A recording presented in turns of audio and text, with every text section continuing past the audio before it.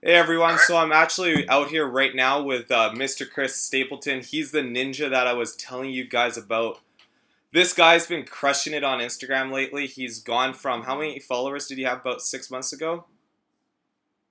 6 months ago was probably around the 400 to 500 range. So that's still pretty good, but now this guy, he's gone all the way from there, and now he's sitting at 6,000 followers and he's growing strong.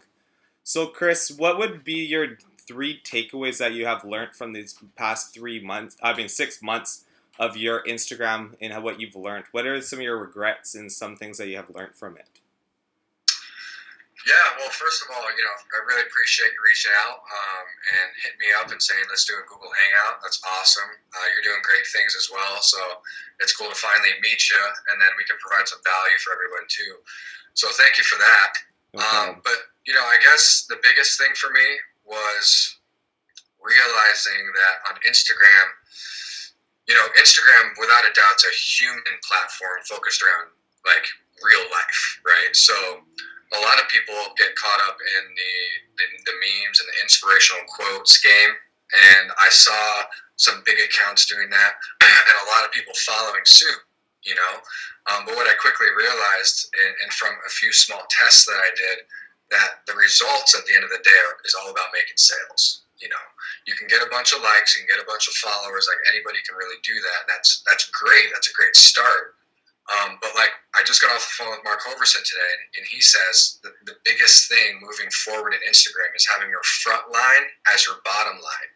Meaning this: have the end goal in mind in everything you do, starting with your picture.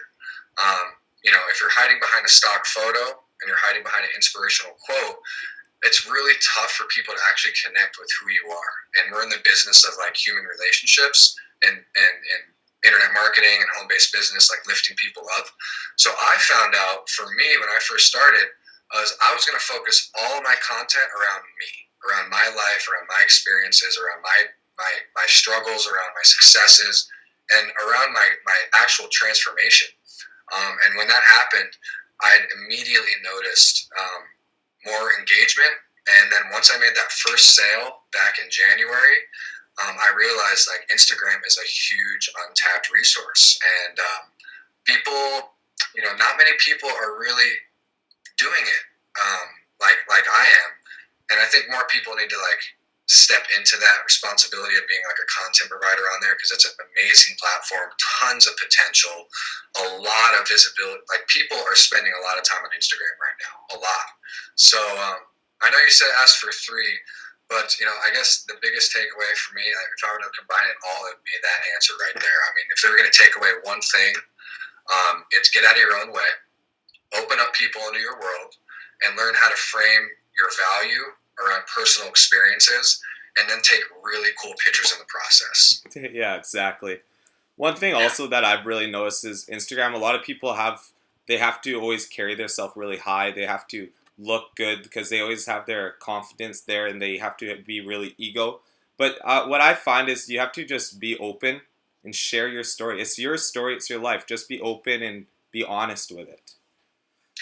110%. I mean, for me, if you look at some of my past posts, like some of my best performing posts was all about my struggle. Exactly. People resonate with that. And then, obviously, you know, not all of us are millionaires yet, but what we can do is like we can really resonate with people and have like that relaxed relatability through our post, and people can look at you and say, okay, here's Garrett. Dang, this guy's hustling. He's got some value. He's got some stories. He's touchable. Like I can see you. I can see who you are.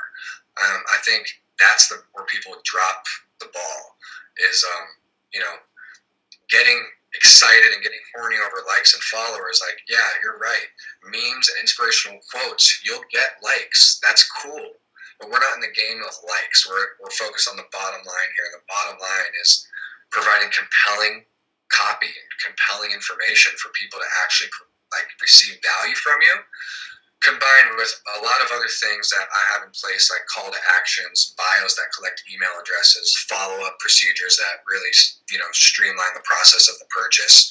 But at the end of the day, you got to focus on your value and you got to be consistent with it. But we can go deeper into that. I mean, I don't know where you want to go with this, but I'm open to anything, but like you were saying, you always could get the likes or the followers with a picture. I have noticed some pictures that I get maybe 150 likes on that and a whole bunch of comments on that picture is not actually performing that well. It's just a like photo. But once I only get 19 likes on it, you're like, wow, this photo is not doing that well. It's actually the best performing photo that you've done in a couple months.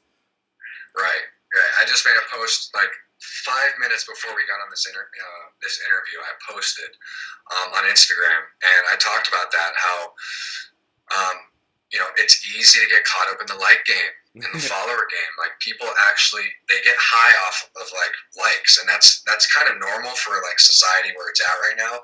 So what happens is they kind of like they have this feeling of like, okay, I've done the work. Like I just posted a picture up. It's got tons of likes.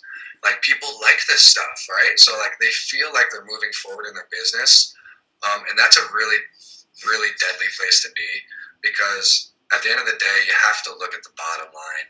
Mark is one of the best people to focus on bottom line. He's really opening up my world and helping me with that. But at the end of the day, did you get sales and did the cash register ring? You got to ask those two questions. And if it's not, then it's time to try something else. And there's tons of ways that you can separate yourself from everybody else out there doing the meme game and the inspirational quote game. The fastest way to separate yourself from that is to literally take a picture of yourself and tell a story. That's it. That's the best way you could word it. Yeah. And you actually, if I'm correct, you were actually took classes in photography, right? Mm-hmm. So my first business, I went to school for photography. I went to school for videography, like video productions and stuff like that. So I've been in the game. My first business was a wedding videography business when I was 18 years old.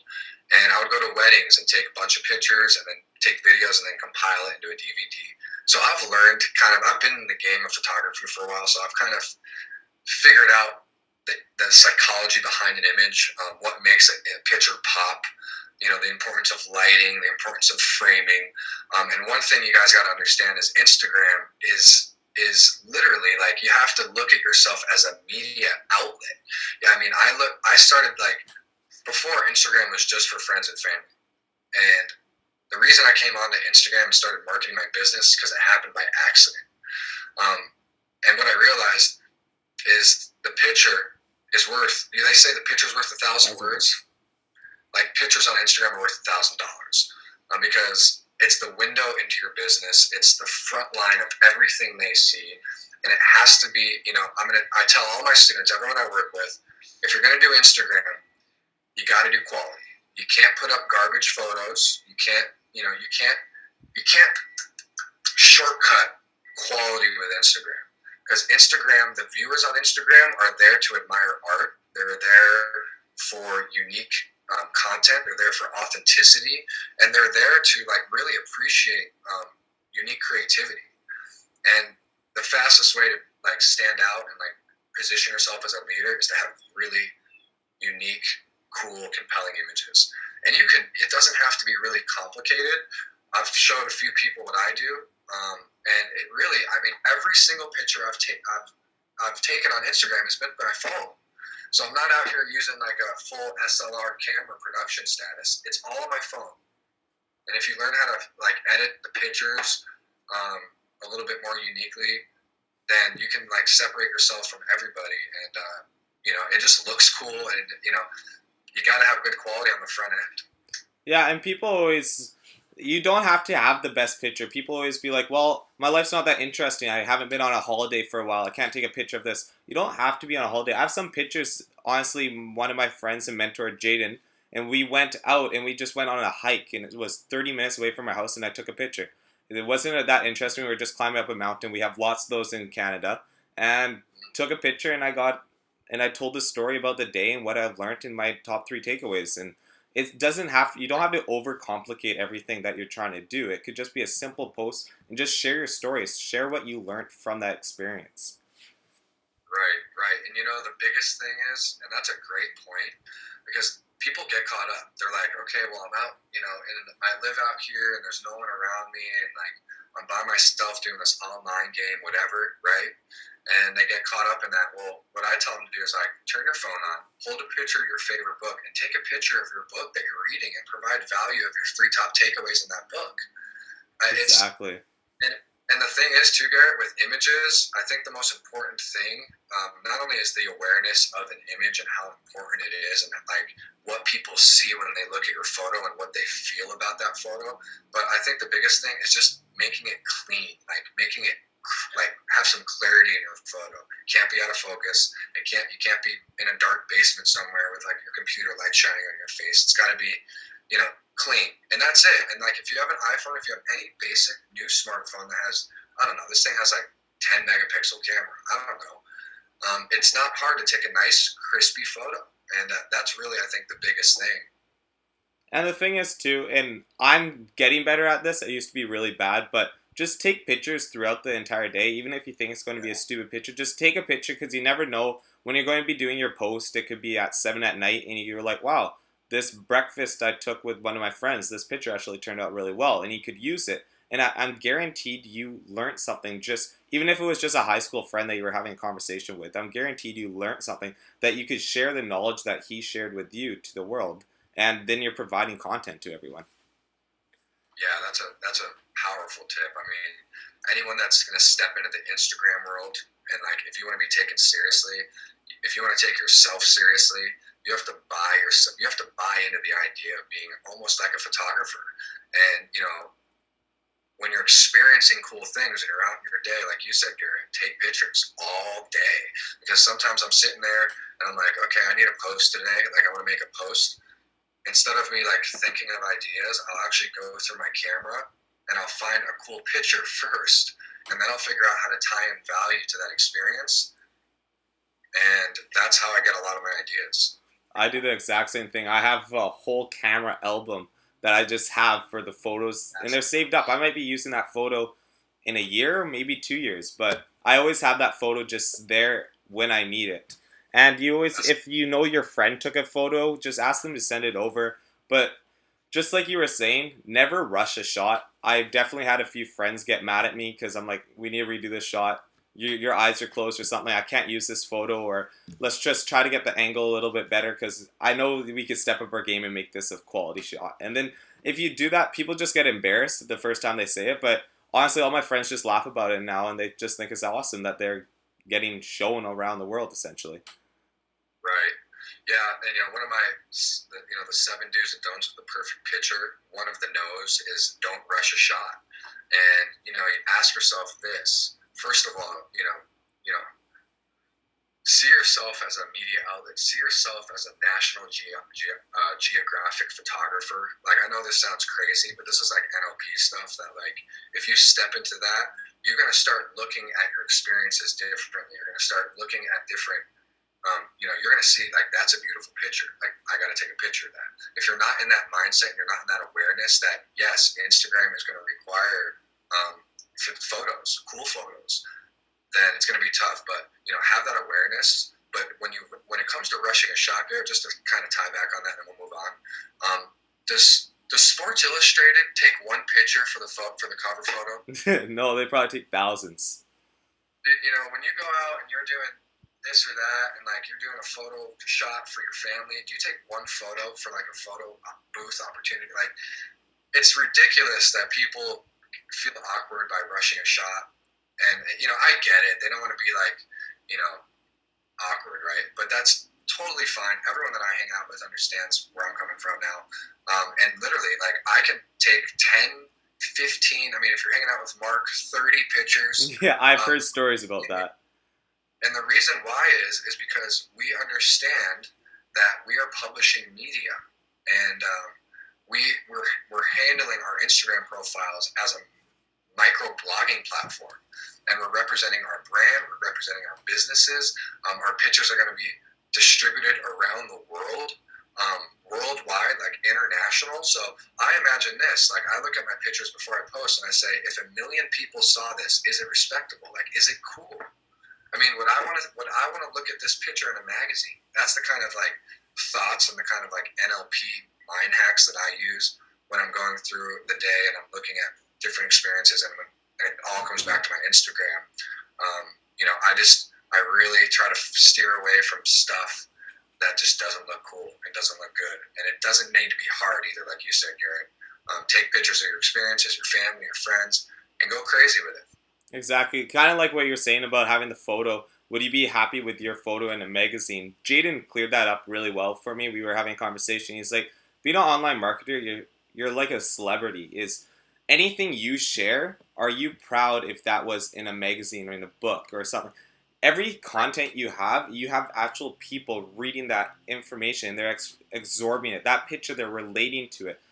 So what I like to do is when I'm taking a photo is I pretend that I'm a celebrity or a paparazzi taking a photo of something, and if that content is good enough to be shown on like TMZ or something like that, then that is the image that I'll use. I love it. I like where your head's at with that, Yeah. for sure. Then another one that I've been getting a lot of questions on, and I know you have a good theory on this, is filters. A lot of people say don't use filters, and some people say use filters. I know I use filters because I feel using the filter you could get the quality of the picture quite a bit better, and you could make it the photo yours essentially, and then put your twist on the photo. What's your feelings and thoughts on that? For me, I don't use the default filters. But what I do is I actually go through the presets, I don't know if you can see my phone or not. Yeah, we can see it. But what I do is, if I were to, like, for example, pull up a picture, right, I would go through each preset on this. Yeah. I would spend 10 to 15 seconds on each filter, and I would go like this. I'd go, does this make it look cool, better or worse? Better or worse? And what I do is I just tweak it, every little one. Doot, doot, doot, doot. And I go through each preset until I have the final product. And the reason I do that is because, number one, it makes my pictures, it's not a default filter, so it doesn't look like everybody else's. But I always find myself like cultivating and refining like the little things that I would never have done if I just pressed like standard, like what's a popular filter, like a standard like lark filter. You know what I mean? Just that's lazy, and it works. If it looks cool, then that's fine. But I'm kind of like in my routine now to where I actually customize every single picture, and I just look at it and I say, does this look better or not? And if, sometimes I don't usually, if it's a nice picture, sometimes I just skip over the filter, and not like all of them, but I'll skip over one if it doesn't. I only use probably about 50% of the filters. I don't use like fade or color, or I don't use structure that much, but almost every other one I touch. Yeah. And it seems to, like, my pictures just seem to pop. Like, people always ask me, like, why are your pictures so vivid? Why are they so colorful? And the reason why is because that's what I do. I actually spend time making it look like that. Yeah, you basically do exactly what I do, which is awesome, and it makes me glad to hear. So if you look back at yourself when you were just stepping into the Instagram game and you didn't know that much yet, you haven't learned all the knowledge that you have now, what's one of the main regrets that you wish you could go back on and fix or not do? Yeah, I mean, I try not to focus too much on regrets. I know it's a great question because people can really kind of relate to it. I really focus on, a lot of times I focus on what I did right. But I think when I look back on it, at the end of the day, Garrett, you're going to know the answer to this. It always comes back to this in business: consistency. Every time I pulled it off the pedal and kind of chilled out for a week or two, I've noticed that my engagement went down, lead flow went down. So I would recommend to anyone starting out there, you can get by on Instagram with 2 to 3 posts a week. And the reason why is it's one of the only platforms that you can actually go to someone's Instagram profile, and with a flick of your thumb, you can review 3 months of work equity. You can review 3 months of stories, of pictures, of value, of engagement, of social proof, of results. So Instagram isn't one of those platforms where you got to post every day, post every day, post every day. You can if you want. That's cool as long as it's quality. But what I've noticed for me is as long as I'm posting 2 to 3 times a week and I'm getting people back to my profile, if they see my last post 1 to 2 days to 3 days, that's money. That's golden. Once you start going past that week and that 2-week range, then they're looking at this guy like, where is he? I mean, is he still doing it? Is he on vacation? Like, it's not that relevant anymore. Exactly. So consistency, it's kind of a cliche, same old thing we've heard before.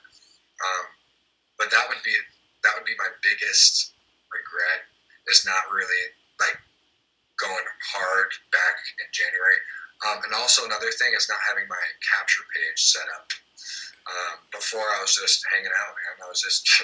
I was providing value, I was providing stories, and I was, driving people to my YouTube channel, my Facebook page. But nothing really came of that. I mean, I kind of built a little bit of an audience, but once I turned on that capture page, threw that in my bio, that's when real actual results started happening for me.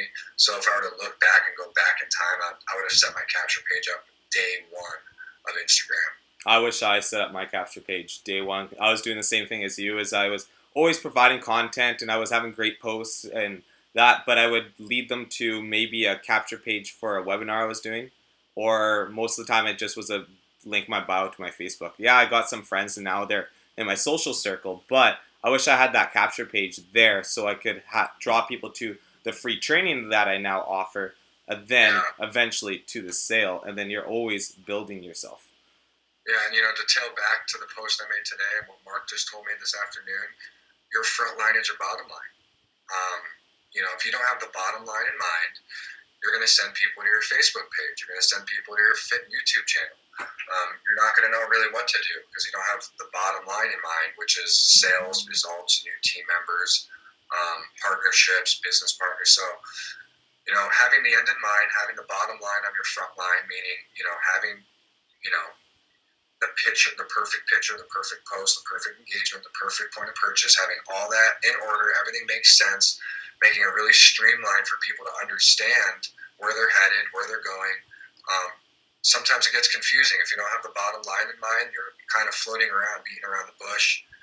People aren't sure what to do. And that would be the biggest thing. Once you get that bio set up and you get that capture page up, game on. And that's the bottom line in mind, for sure. Having a capture page up. 100%. I don't even think we should go anywhere from that. Bottom line is you need to have a capture page in your Instagram if you are doing online marketing to be able to draw your audience into your world, your products, your sales.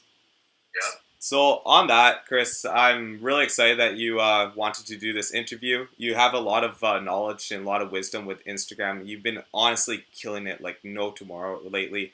I've been seeing you, and just the posts you've been doing has been giving me inspiration to be killing my Instagram. You were the reason I actually started doing an Instagram training and started my capture page on my Instagram bio. So for that, I really want to thank you. And I know that you've been helping a lot of people with their Instagram, and I'm sure you're going to be helping thousands more. Yeah, I really appreciate it, man. This is fun for me. I really appreciate the time, and yeah, it's go crush it, man. I know I've been watching you develop, and I have noticed that your stories are coming to life. Your posts are getting more refined. I can tell you're actually spending time cultivating your ideas, and that's not only me, brother. It's everybody else. It's the audience. It's the marketplace. People see it. They read between the lines. And spending a little bit more time, just a few more minutes than everybody else, all your competition, spending a little bit more time cultivating your ideas, cultivating your thoughts, asking yourself, like, what do I want people to feel in this story? You're gonna take off, man. I can tell you're right there. So that means a lot, man. Thank you very much. And for everyone else, I hope you learned something, and I want you to apply something that you learned from this actual interview and apply it to your business instantly, to your Instagram, or just to a post or anything like that. You could just use your top 3 takeaways from this interview and make a post, and you potentially can make a sale right there.